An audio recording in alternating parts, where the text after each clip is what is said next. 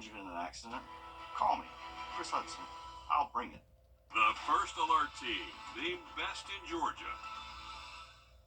Parker's Kitchen is proud to partner with Wrdw Project to help empower veterans and their families. When you round up at Parker's, we'll make sure to match 25% of your donation to support local veterans. Live from Augusta, you're watching News 1226 this morning. Waiting. That's what some Augustans feel like they've been doing for years. So we're going to show you what they want done coming up. And homeowners are doing what they can to get ready for tournament week. We're going to show you some extra steps they had to take this year to prepare coming up next. Plus, a fire in North Augusta put a person in the hospital. We've got all of that and more in just a few minutes. But first, good morning. Thank you for joining us. I'm Nick Proto. 6 o'clock here on our Monday morning as we send things over to Tim, who's tracking a bit of rain out there too. Nick? All right, thanks, Tim. Some people in the heart of Augusta feel like they've been waiting for a long time for the city to do something with the site of the old jail. It's been more than 5 years since any talks over what to do with that land. And since then, there's been nothing. Your Taylor Martin is live off Gordon Highway near that site now. So, Taylor, what do people in the area want done with that space?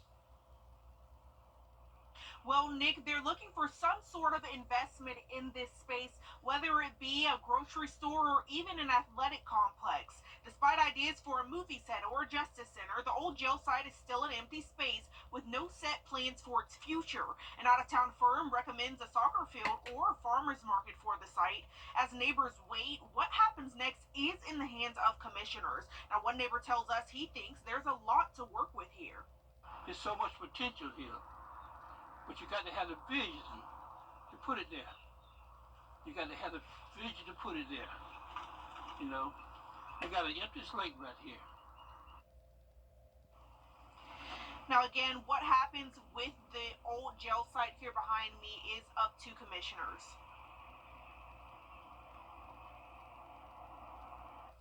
All right, and we will see what those commissioners decide. Taylor Martin live there in Augusta for us. Homeowners in the CSRA are preparing for patrons who pay rent during the tournament. There's extra pressure on them to clean up remaining hurricane damages. We figured out more than 1,000 homes got some type of damage. The storm destroying more than 300. Homeowners and rental companies doing everything they can to be ready by April 7th. That means changing the sheets, towels, and dinnerware, and adding any last-minute touches on the outside. One tournament housing VP did say some still won't be able to open their doors. There are definitely some homes that are not going to be able to rent this year. So we've called a few homeowners, but they said they won't be able to rent. But as far as any houses that were already contracted, all of them have been able to make their repairs and will be ready. Local businesses are making sure they're fully staffed and stocked as well. Not to mention the airport will prepare for more direct flights during that time. 6:04 now. Two 16-year-old boys led law enforcement on a chase that spanned 2 states over the weekend. The chase started in Edgefield County when deputies tried to pull them over for speeding. Edgefield deputies told Richmond County of the speeding car heading towards Augusta on I-20. And once at Washington Road and I-20, Richmond County traffic took over that chase. The chase went back and forth between Georgia and South Carolina before ending at Bobby Jones Expressway and Wheeler Road. Officials say there were no injuries at any point. The driver has been charged with DUI under 21 years old, felony fleeing, reckless driving, and driving on the wrong side of the road. A 2-year-old is dead after being hit by a car on Peters Road. Officials say Aura Moody was playing on the sidewalk with her family on Friday night when a woman drove onto the sidewalk, running the toddler over. Moody was taken to the hospital where she died. The Richmond County Sheriff's Office says charges are pending and an autopsy for the toddler has been scheduled. The passenger in a crash on Deansbridge Road from last week has died. Yesterday, 67-year-old Clifford Johnston died at the hospital. The crash happened last Monday when a truck trying to get to the Richmond County landfill turned in front of an SUV. Both drivers and the passenger in the truck were taken to the hospital. The driver of the truck, 80-year-old Edwin Potter, died last week. One person is injured after a house fire on Ridgeland Drive. Graniteville Fire Department responded to a home on Saturday afternoon to find smoke coming from the back of the house. Officials say a woman was inside when that house caught fire. She suffered smoke inhalation and minor burns. Belvedere Fire also responded as the wind was making it hard to put out those flames. We are working to learn the cause of the fire. If you're still in need of assistance after Hurricane Helene and Aiken, you can now find more help. Disaster Case Management will work with you to address any long-term needs and issues. You can get help today through Thursday at Hayden Baptist Church in Aiken on Gregg Avenue. Disaster Case Managers will be there from 10 a.m. to 5 p.m. every day until 7 p.m. on Tuesday, too. Augusta Cemetery. Still ahead, pollen is rampant in the CSRA, but after some very significant weather events in the area over the last year, has that changed things for this spring? We'll take a look coming up. Well, we're tracking some much-needed rain, so that may help out with that really high pollen count and the really high fire danger we've had for the last several days. Showers and storms affecting areas out in western Georgia. That's tracking east. We're talking impacts here locally coming up next. And as we head to break, giving you a live look at Grovetown at I-20, it is 6:08. The Wilson family has... We're only a couple when you are. I'm Austin Jackson, and for me, keeping it local really matters. Like when you're hungry. It's tough to beat a great meal at your favorite local spot. Well, if you've been injured, keeping it local matters even more. You need a law firm with experience in our area's courtrooms and a track record you can trust. The CSRA has always been my home. People know my law firm for work in the community as well as for our life-changing results. That's local experience you can count on. If you've been injured, call Austin Jackson, the Augusta guy, 706-724-7224. Attention, former Savannah Riverside worker. Visit uewhealth.com. Some moments are too perfect for words. A love so true. A night so magical. At Windsor Jewelers, we help you find the ring that tells your love story. A ring as timeless as your forever. Because when the moment is right, only the perfect ring will do. Windsor Jewelers, where forever begins.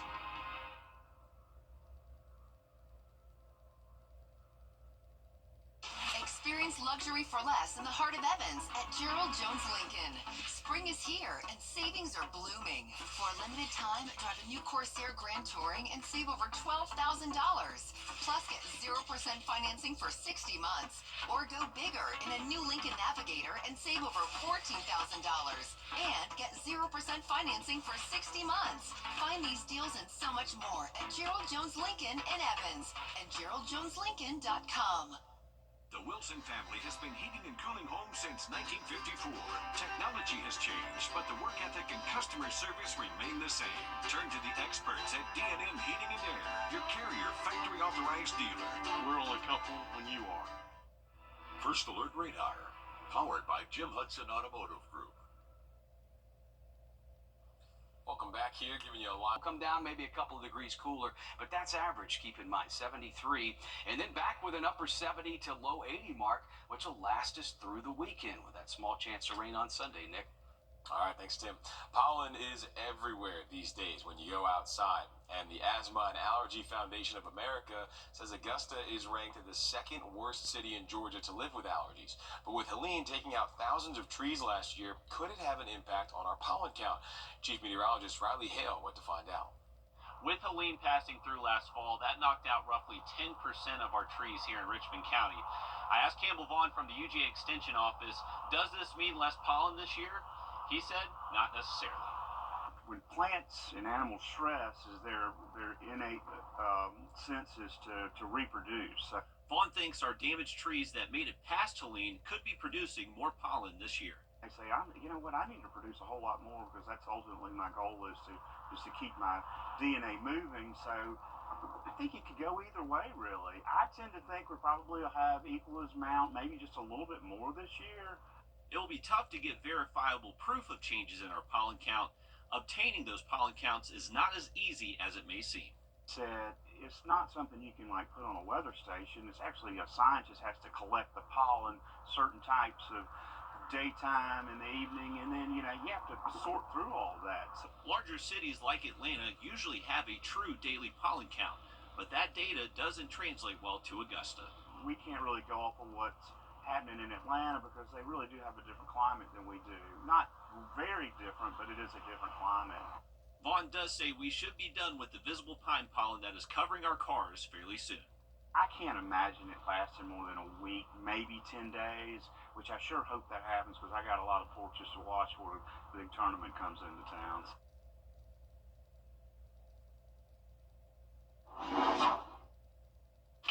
our Take Me Home segment. The use of doggy bags in restaurants is on the decline, and a new survey says Americans are split on government job cuts. Jane King's at the New York Stock Exchange with those stories and more in today's business report. Good morning. Americans are split and even contradict themselves when it comes to polls about federal government downsizing. A Reuters Ipsos poll this month showed 59% support for downsizing the government, and another poll this month conducted by Quinnipiac University found 60% disapprove of the way Elon Musk and Doge are dealing with federal workers. There's also some resentment, which could stem from a sense that federal workers enjoy perks like guaranteed pensions, which are rare in the private sector. While the IRS has received 1.7% fewer returns this year compared to the same point in the 2024 filing season. That's according to Washington Post, which looked at federal data, and we're just a few weeks away from the April 15th deadline. And Andy Phillips, Vice President of the Tax Institute at H&R Block, says there are some common deductions that people often forget. A little less than a month left in tax season, so a couple things that people often miss are first credits. So child and family credits like the earned income credit or the child tax credit, which both can be very large credits, particularly if you have multiple children. Also, those who are in disaster areas like the wildfires and hurricanes may get some extra time to file. Stocks ended the week with gains. However, the session was volatile Friday, with major averages coming off their lows after President Trump said there would be some. Restaurateurs are noticing an increasing customer aversion to taking home leftovers. With the decline of the doggy bag, it's difficult to quantify. Some restaurant owners who spoke to the New York Times blame the rise of meal delivery apps, as well as the post-pandemic return of plate sharing. From the New York Stock Exchange, I'm Jane King with your morning business report. A record broken on the basketball court after more than 5 days. A nonprofit broke the record for the longest marathon game of basketball, hosted by most men opposing sex trafficking. They raised awareness and money to support victims of the crime. The 23-man team slept on the court with 5-minute bathroom breaks for 121 hours and 3 minutes. Once we got to day 3, it was like, all right, we can push through it. Even if I have to go 24 straight hours, we'll do it. Knowing that being part of something much bigger than yourself and fighting for a cause like this was absolutely worth it. They beat the previous record of 120 hours and raised $300,000 to fight sex trafficking. Now, this isn't the first record held by the nonprofit. Last year, their team broke the record for the longest softball game and raised $500,000 while doing it. Man, that's a long time. That's a long time. That's a whole week. That sure is. All right. Just really zoomed in look at the sky right there. Okay. With no plans for any development, some people around the site of Augusta's old jail feel like all they can do is wait. 5 years since any discussions over what it could become, and it's still just an empty lot. And those living by it feel like the area's been forgotten. That's where we find you, Taylor Martin, live now. Taylor, what do neighbors say needs to be done around that area? Well, Nick, neighbors say they'd like to see something new here at the old jail site, something for seniors or even something for the youth. Some ideas like a movie set or a justice center have been tossed around, but the site is still empty with no plans for its future. An out-of-town firm recommends a soccer field or a farmer's market for the site. Now, David Carey, who lives nearby, says he and other neighbors are looking for answers or some sort of investment in the property, because right now he says those in the area don't have anything. We need something for the seniors. We need something for the youth. We need May Park to be renovated, and we need a first-class athletic complex. Now, what happens next with the old jail site will be in the hands of city commissioners. All right, thanks for that, Taylor. We'll see what they decide. Taylor Martin live at Gordon Highway this morning. The North Augusta Department of Public Safety opened its brand new headquarters on Georgia Avenue last week. The project was originally approved back in 2023 and held a ribbon-cutting ceremony on Friday. Your Kennedy Payne shows us more from inside the building and how this new headquarters is going to help public safety officers keep you safe. The project had a $25 million budget and is fully paid off and funded by the penny sales tax. Public safety says the biggest advantage is finally having everyone under the same roof. Out with the old. We have not only outgrown our old public safety headquarters in Buena Vista, but the conditions that our incredible men and women of public safety and courts have been working in far too long. And in with the new. Prisoner security, when we're dealing with somebody, we can actually pull into there, and bring them into court. Building up their crime lab. So we're not dependent on other agencies as much. Responding quicker to calls. Just our dispatch, which on the front line, right? That's who gets the first call. They were in a small, unbelievably closet. Now they have an incredible space now with room. And an emergency preparedness room to get into the community faster. When we had the Hurricane Helene, if we could have had this facility, the space that we have designed just for it, it would have been a game changer for us. North Augusta is growing, and public safety is growing with it. We've built for the future, so if we need to hire new officers, we've got offices that we can put people in. We've got room to have training with other agencies so we can interact with them, learn from them, they can learn from us. Mayor Burton Williams says the community played a large role in the project, especially Mike Hitchler, who lives right next door. When I saw the original designs, I asked the planning commission, was North Augusta going into the Taco Bell business? The area here has Greek revival architecture and Victorian.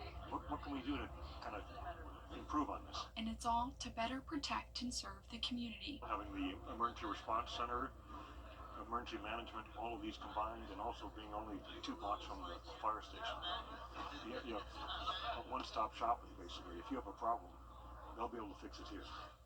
And as for the old headquarters, the city says they're not ready to unveil their plans for it just yet. Okay, thanks for that, Kennedy. 6:34 now. A shooting near the Shepherd Blood Center damaged some of the property. The shooting happened near Wrightsboro Road on Saturday night. Richmond County deputies say no one was injured and Shepherd didn't seem like the intended target. We are working to learn more details about what happened. Richmond County deputies are searching for this suspect. Donnell Mitchell is wanted in Wednesday's shooting that killed one person and injured another. Investigators accuse Mitchell of killing Akai Pauley on Dabney Drive. Officials say they found the other victim on Cooney Circle, shot multiple times. That victim is recovering at home. Investigators say Mitchell is considered armed and dangerous, so if you see him, call the Richmond County Sheriff's Office. A man is in the hospital after being stabbed multiple times. The Richmond County Sheriff's Office went to Broad Street Sunday morning to find a man stabbed in the upper torso. Deputies say they found a woman responsible for that stabbing and have arrested her. We're working to learn the names of the people involved. Well, if you walk on the Uchi Creek Greenway, you'll have to find a different route this week. The section of that trail will be closed until this Friday. Columbia County Water Utility says the closure is part of the Uchi Creek Enforcement Project. Tournament week is almost here, and that means hundreds of homeowners are doing last-minute preps for renters. But Hurricane Helene gave some homeowners extra items to do on their checklist. More than 1,000 homes had some damage. Hundreds were destroyed. Homeowners are now doing what they can to repair any of the damage to make their home tournament ready. While the usual tasks were still being done, changing the sheets, towels, kitchenware, some people had a lot more they had to fix and not a lot of time to do it. We had a chimney that got blown off by the hurricane. That had to be replaced and repaired before the roof could be done. So we had a couple of issues, and it took a while for the chimney to get done. So that got done, let's say, 2 weeks ago. So our roof finally got replaced last weekend. Rental companies in the area say some homes aren't able to have guests this year, but they say those homes already were not rented out. Homeowners aren't the only ones preparing. Local businesses are stocking up for the increased foot traffic, and Augusta Regional Airport is adding more flights. Georgia's Department of Driver Services is reminding you what a real ID is. If your driver's license has a gold or black star in the upper right corner, then you do have a real ID.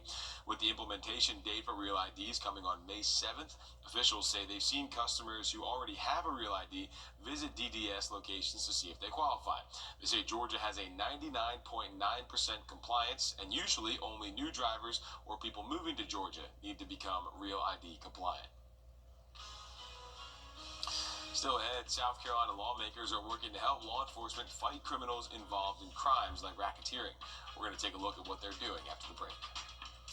And we are tracking some showers and storms, getting a little bit closer to our western counties here. This is going to be some much-needed rain for our location. First half of the day, then we're going to talk about a warm and dry planner for the rest of the week coming up next. And as we had the break, giving you a live look over the Calhoun Expressway at 6:38. Gerald Jones. Maybe a light jacket each morning, but you definitely don't need it for afternoons. And our next chance of rain, we may be waiting a while there by Sunday, Nick. 6:45. All right, thanks, Tim. South Carolina Governor Henry McMaster declared a state of emergency for the Table Rock fire. A fire at the top of Table Rock Mountain was started Friday, and authorities arrested 4 teenagers in connection to starting it. Deputies and hikers in the area when the fire started were briefly trapped and barely managed to escape without injury. Crews are working to put out that fire, and right now there's no danger to campers or cabins. Law enforcement and prosecutors are calling on South Carolina lawmakers to give them more tools to go after the criminals running drug and sex trafficking and retail theft operations. A proposal at the State House would give them the ability to put the people responsible for those crimes behind bars for decades. South Carolina State House reporter Mary Green has the details. Bills filed in the state Senate would enact an anti-racketeering or RICO statute here in South Carolina, something dozens of other states already have in place. Prosecutors say it's a tool they need to crack down on gang violence. We have the resources, we have the crime, we have the issue. We don't have the tools. 14th Circuit Solicitor Duffy Stone says the tools they currently have to go after gangs aren't cutting it. What we have as a gang statute currently is a 5-year penalty for enticing somebody to get into a gang, and a 5-year penalty for keeping them from keeping them from leaving a gang. I bet that hasn't been used a half a dozen times since it was passed. A set of bills filed at the State House would expand what qualifies as a gang and criminal gang activity to cast a wider net, and would add a RICO statute to state code. One of the legislation sponsors says he filed it after hearing from the chief of SLED. He said that one of the reasons why we have these gangs coming into our state from Georgia and North Carolina is because law enforcement does not have the tools in the toolbox to prosecute the criminal street gangs in South Carolina like exist in our border states. Prosecutors say that would allow them to go after more sophisticated criminal enterprises and to try entire gangs at once instead of individual members one at a time. That's what they have to do now, and Stone says in most instances, as they're prosecuting individual members, the gang has already replaced them with someone new. If you think in terms of crime, and you think in terms of what we are dealing with, if there is an organizational component of it, this allows us to get to it. South Carolina's chief prosecutor says this change is needed to get to the root cause and not just the symptoms of organized criminal activity. The racketeering provisions that are being advocated for are very much needed. That goes after the white-collar component, the business side of the criminal gang activity. The violent stuff you see on the streets, that's good. We can go after that. But we need to go after the broader enterprise. This legislation just got its first approval recently, advancing out of a Senate Judiciary Subcommittee. It still needs to clear several more votes to reach the governor's desk. Reporting from the State House, I'm Mary Green. Georgia and North Carolina are among the dozens of other states that already have anti-gang or RICO statutes on the books, along with the federal government. With the warmer temperatures, more and more bugs are starting to come out, including ticks. A South Carolina woman is working to raise awareness about the danger of ticks and Lyme disease with a music festival. Limapalooza raised thousands to support research into treating the disease. Many people don't realize that Lyme is the most prominent and fastest growing infectious disease in the United States, and there's nearly 500,000 new cases of Lyme disease every year in the U.S. alone. Officials say factors like deforestation and migratory animals contribute to the growing tick populations. Lyme disease symptoms include a bullseye rash at the site where the tick was attached, fever, headache, fatigue, muscle or joint pain, and flu-like symptoms. Officials say when you come in from being outside this spring and summer, thoroughly check yourself and your pets for any ticks. Taking